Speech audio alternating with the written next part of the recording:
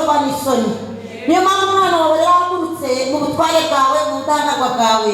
Mwinjiramo uhagarare mwami uvuge ukore, bityo Satani n'abadayimoni be bashyira kuvuga ku izina rya Yesu. Naba ari twe naba ari we hagaze abantu Uwiteka Imana nyir'ingabo barebe gukora imirimo n'ibitangaza, kandi Data wera mu ijuru reka nasoza urugendo rwe mwami wanjye Mana yanjye uzamuhembe ikamba ry'ubugingo buhoraho mu izina rya Yesu Kristo. Amen.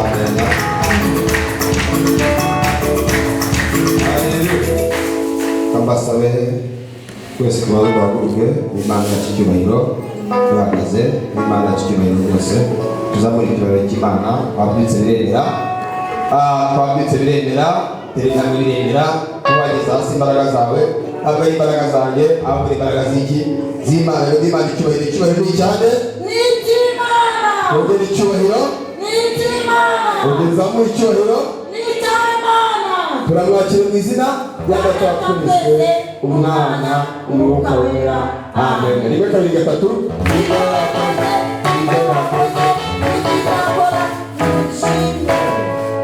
Mani shimwe yicarire. Mazina nitwa Stelemani, ndi umugabo nanjye sengera ahangaha. Mani shimwe cyane ku bashyitsi batanzi. Amen. Haleluya. Haleluya.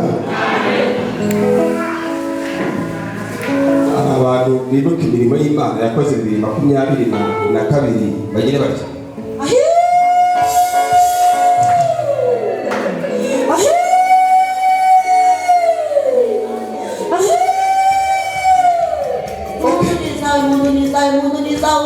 Mana yacu nishimwe kandi himbazwe. Reka dusome amagambo y'Imana.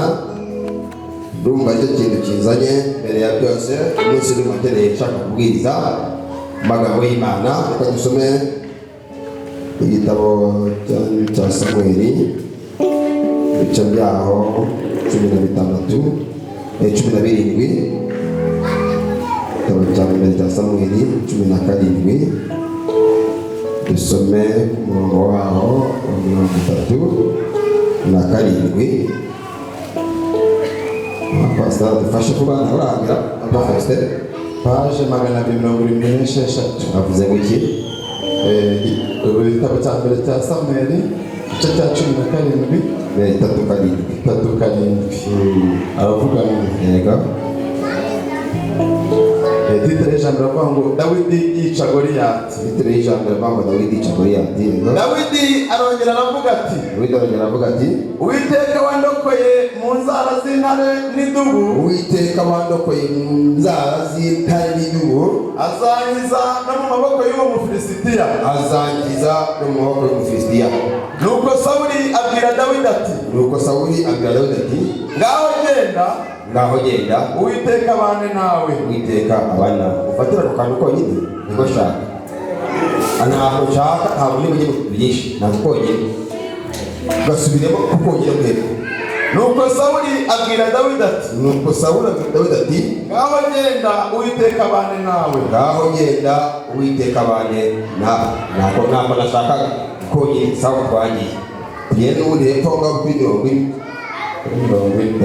aherako asingira inkoni arayitwaza yitoraniriza amabuye 5 mu kagezi. Ajya mu kagezi yitoranyiriza amabuye 3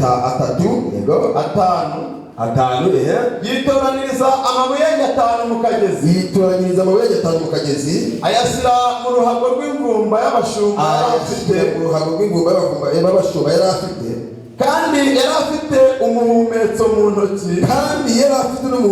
ntoki nuko yegera Umufilisitiya nushaka kurekera naho ushaka ufatire utwo tuntu nuko yegera Umufilisitiya n'utu tubiri twose nta tundi vuga biriya yawe. Yesu ashimwe cyane.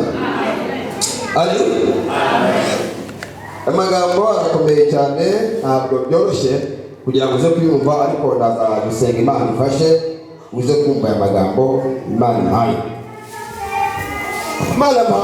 Amagambo uze gushakira mikrofoni nziza kwibiri biba biri ku ikoranabuhanga. Nimugerageza babiri ikoranabuhanga mu gikosore ikintu barizi ko ibingibi biba byose babibona. Yesu ashimwe. Rero ujye mudufasha bari kubyuma, ujye mudufasha bigenda neza. Dusomye amagambo y'Imana avuze ngo nuko Dawidi aragenda ageze kwa Sawuli amubwira amagambo menshi cyane. Nzanye ijambo rifite umutwe uvuga ngo Imana ibatunguze andi maboko. Amen. Nzanye ijambo rifite umutwe uvuga ngo Imana ibatunguze andi maboko batagize gute tazi. Kubera iki iri jambo njyewe ndivuze cyangwa se ndimo kuvuga? Dusomye amagambo y'Imana, uyu ninde? Bibiliya ivuga ku nkuru z'umugabo witwa Sawuli. Uyu Sawuli yari umwami ndetse yari umuntu ugize gutukomera wuzwaho n'iki? N'Imana. Ariko igihe kimwe aza kwinjira mu rugamba nk'uko maze ibisigira gute winjiye. Ntabwo uzi urugamba winjiyemo 2022 cyangwa se winjiyemo 2023, ariko Sawuli ashiruka yinjiye mu rugamba, ngo ashiruka yiyoye mu rugamba, ngo akimara kugera mu rugamba aza kugira ibyago ahura n'umugabo umwe witwaga Goliyati. Bamaze guhura, uyu Goliyati ngo yari ufite imbaraga cyane. Ntabwo nzi Satani wahuye nawe muri iyi minsi imbaraga afite. Ariko dusomye amagambo y'Imana dusanga uyu mugabo Goliyati yari afite imbaraga nyinshi cyane. Bibiliya ivuga iki? Iravuga ngo ubwo Abisirayeli babonaga uyu mugabo Goliyati ngo bose bahindaga umushyitsi ndetse bakirukanka, abandi bakajya mu myobo bakihisha. Kubera iki bihishaga? Bihishaga kubera yuko uyu mugabo Goliyati yari afite imbaraga zigize gute zikomeye cyane. Kandi icya kabiri yari muremure, icya gatatu yari munini. Muri make imbaraga zose zifatika yaragize gute yarazifite. Ashiduka yageze mu rugamba rugize gute rukomeye. Bibiliya imbwira ngo iki? Yambwira ngo uyu Goliyati iyo yazaga asanga Abisirayeli ngo yarabanza akajya ku kigirwamana cyabo, akabanza akavugana nacyo kikamuha imbaraga, cyarangiza kumuha imbaraga akaza imbere y'Abisirayeli akababwira ngo niba mufite imbaraga nimuze turwane, cyangwa se mushake n'umuntu umwe muri mwebwe mw'Abisirayeli wumva afite imbaraga ukomeye aze turwane. Naramuka atsinze njyewe aramuka atsinze arabatsinze Imana y'iki y'Abafilisitiya, agahita basuzugura mu kigirwamana cyabo cy'Abafilisitiya, akabasuzugura iki Abisirayeli. Bigatuma Abisirayeli bose bahabuka bagasha ubwoba. Umaze igihe kinini warahabutse warahiye ubwoba. Kubera iki? Hari Sawuli wahuye nawe, hari Goliyati wahuye nawe araguhabura, wahuye n'ibindi bikomeye cyane ndetse bihaze Goliyati bitukugira gute uhabuka. Niyo mpamvu Imana ibaye ijambo rivuga ngo Imana ikuzanira niba kwagiza gute batari bazi. Imana ishimwe cyane. Amen. Uyu rero Sawuli aba muri urwo rugamba ararwara intambara aranesha, ararwana aratsindwa, ariko ku munsi umwe Tungo biracana. Amen. Tungo biracana. Amen. Umunsi umwe wonyine gusa Imana ihindura ibintu. Fatira mugeze mu kiganza mumbwire ngo Imana ibasha guhindura ibintu umunota umwe wonyine. Imana ibasha guhindura ibintu umunota umwe wonyine mu izina rya Yesu.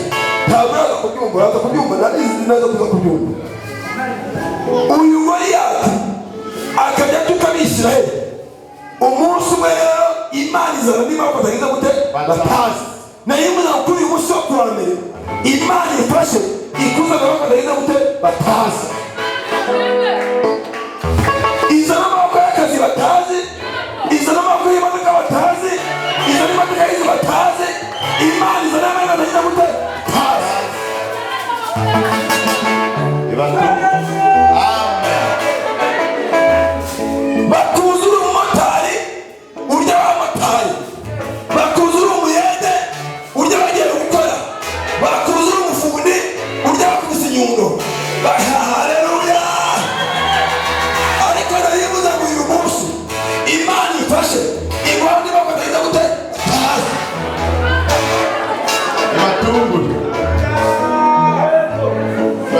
Bibiliya imbwira muki irambwira Dawidi isaramuhamagara hamwe agisimbuka ujya kureba abatu bawe ngo Dawidi abyumva vuba ngo arasimbuka ajya kureba kuri atu rugamba ngo akihagera asanga bose bari mu myobo.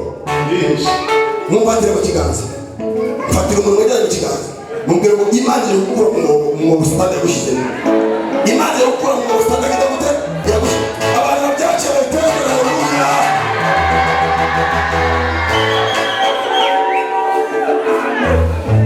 Asanga bakuru be bene wabo ba generali ba ofisiye ba koloneli wasoye niyo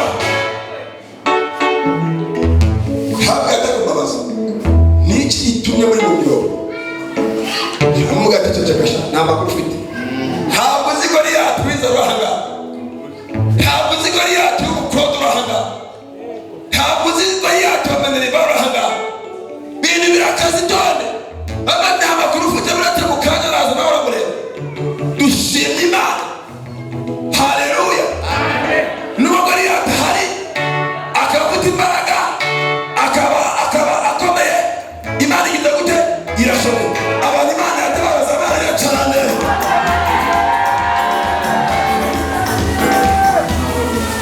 Bamubwira ati bayitore nta makuru ufite uraje umubone abaza ikibazo cya mbere Goliyati ni muntu ki ati buretse uramubona. Abaza icya kabiri yaba ashaka kuwa mbere tereka da, yaba ashaka kuwa gatanu tereka da, yaba azi mu masengesho tereka da, yaba azi ikinyarwanda tereka da, yaba azi amata tereka da, yaba yifuza tereka da. None umuntu utazi kwihana, ntazi gusenga, akaba atazi kwiriza ubusa, akaba atazi mu rusengero abakandisha iceceka iceceka iceceka kugira gute amubona. Haleluya! Dawidi arabatimba ntimugire ubwo iyo mugari nanjye 2022 niyagera gute niyabyizere. Haleluya!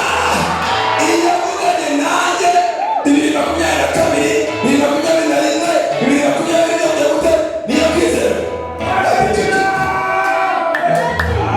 Agiceceka kanya umusidi bandure n'yekwawe bandure kwegera n'utwaso twarabise. Reka mubwire mumutere mu kiganza mumbwire ngo ntabwo bizatubesha tubeshejwe no kwizera gusa. Haleluya! ntabwo tubeshejwe n'amanyenyeri, ntabwo tubeshejwe n'uko twize, ntabwo tubeshejwe n'uko twakize. Haleluya! tubeshejwe no kwizera gusa. Ni mwese abwiriza haleluya twize ko zawe kugera na kwiki pima baragize baragize hagati mu ceceke ngo murako kandi tubabwira cyane ngo murako kandi ngo bafata amakuru barita bagera kwa Sawuli bamwatumisha amakuru mwami Sawuli kumisha amakuru Sawuli ati nimyaga neza gira neza bicara amakuru mugere bicara n'iki n'amakuru babageze amakuru bagera kwa Sawuli bakina bageze kwa Sawuli baramwati hari umuntu w'agasore cyangwa se w'umusore ukangana gute kagufi kavuze ngo kabasha Ufilisitiya.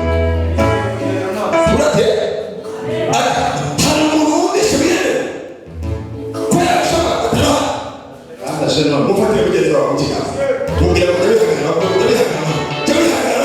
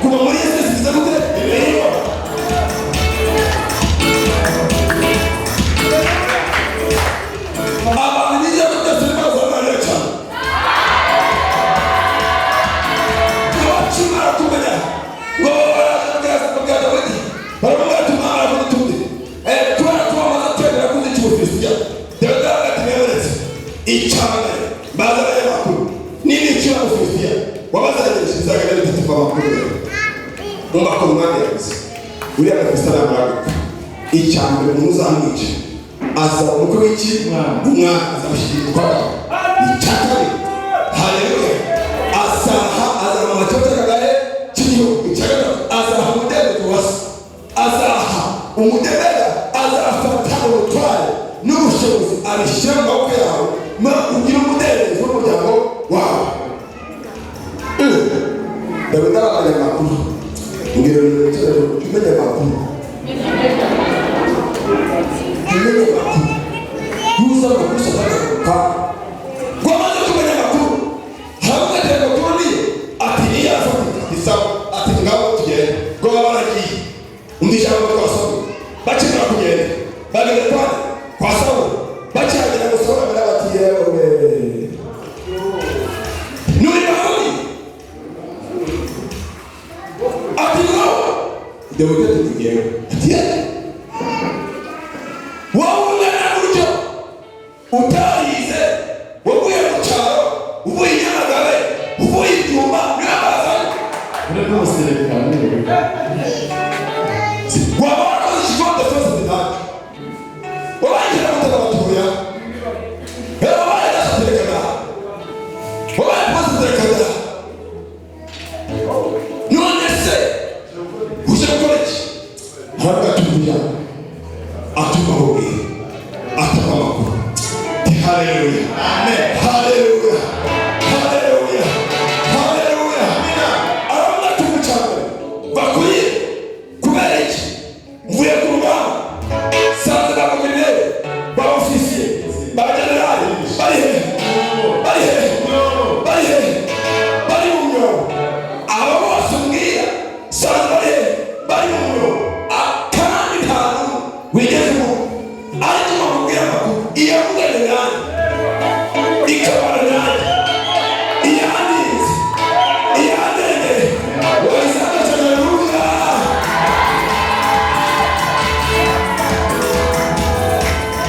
hamwe tuma amakuru bibiri cumi n'icyenda intare nazo iyandende barambwira ngo umugisha wawe barambwira ngo perezida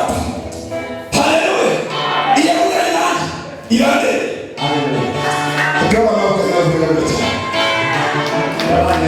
hana mweshimo ni kina none shindi ya kuleli ule mufuzi kutarache ubahima utwahima aza tachime yani nyuzi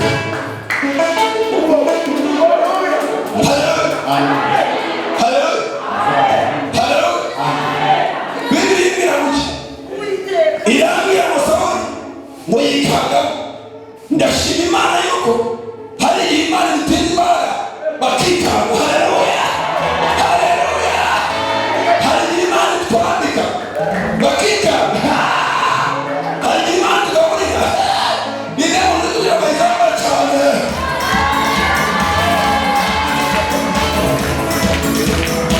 Hari Imana twandika bakikanga, hari tuzakubaheza bakikanga. Haleluya, haleluya. Hari tuzakazi bakikanga ndashima kongera bikanga.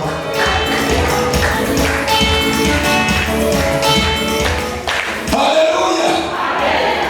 Bibiri yamuki irambira gusohoka ngamana bikanga ngo nokagara n'abesa niba ugere urakupuye denirinde cyane ibone baramagara ntaje ngafata imyenda yawe ngo Dawidi ayamba yaga gusuzugura nakema kuyamba ngo yambara imyenda y'ikibituza ndetse ikindira n'amaguru n'umutwe ngo bikute ngo agende umari bivamo ngiri mu musaka ngo hari ibitari byacu hari ibitari byacu ibyo kwambara gusa byo kwambara nini byo kwambara paketi ntabwo ari ibyacu ntabwo ari ibyacu bino kwambara gusa ugenda ntabwo ari ibyacu hari ibitari byacu rero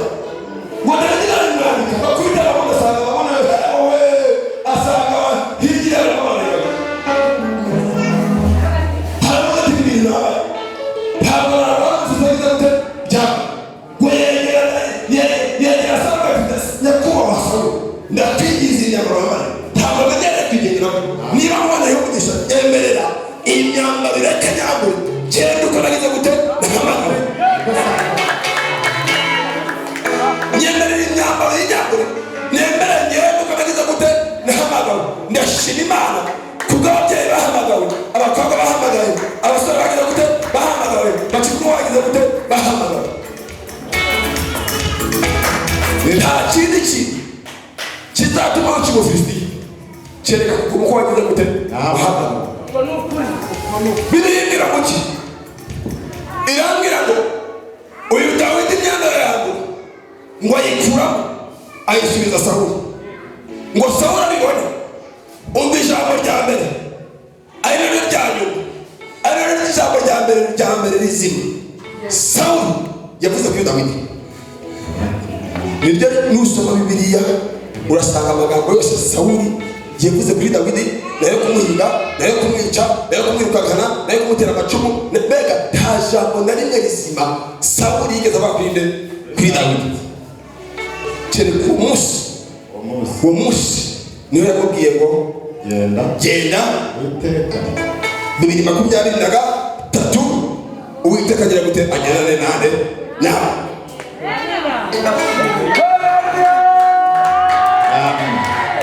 niryo jambo rya mbere rizibada Sawuli yabwiye Dawidi ngo genda mu myaka tumaranye mu gihe tumaranye nubwo naguhize nubwo nakwemeye genda icyo akora icyo nacyo Uwiteka agerane nande nawe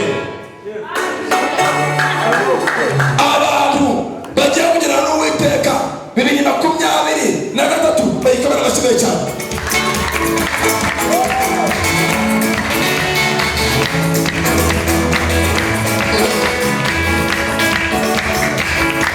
haleluya narimuza ngo 2023 wagiye wenyine niyo mpamvu byaje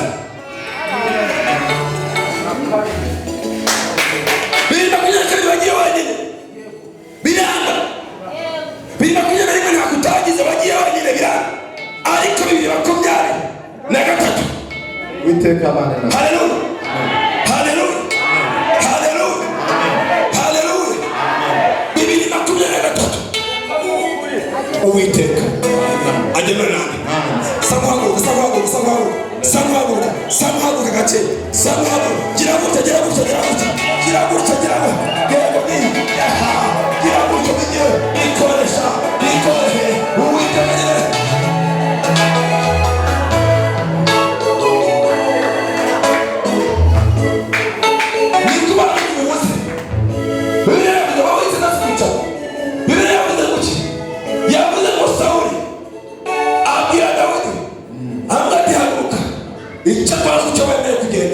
ugahamagara yawe Uwiteka agendana nande pata ku mutwe wawe Uwiteka agendana nande surama amagambo Mwami Yesu birimo kugenda gatatu Uwiteka agendana nande mu kazi kanjye urugo rwanjye mu bana banjye mu byanjye byose mu izina ryanjye rya Yesu icanye Yesu ashima cyane haleluya 2023 Uwiteka agendana nawe ngo Dawidi Bibiliya yavuze ngo yavuze ngo yakaba kwa Sawuli amanuka gatoya agera mu cyumba cy'amasengesho akimara kuhagera umva ijambo ryendere hari ijambo ryanjye akigera mu cyumba cy'amasengesho yabwiriwe n'Imana ijambo ryanjye yabwiye n'Imana nabo hari ikimana agize gute yamuzeho abantu Imana yagitsira ivuga bazabarira cyane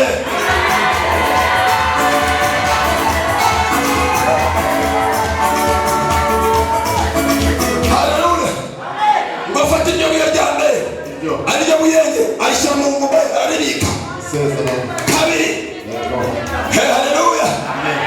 haleluya haleluya afata ibuye rya mbere yitwa Imana agize gute yaguze agira gute araribika wafata irya kabiri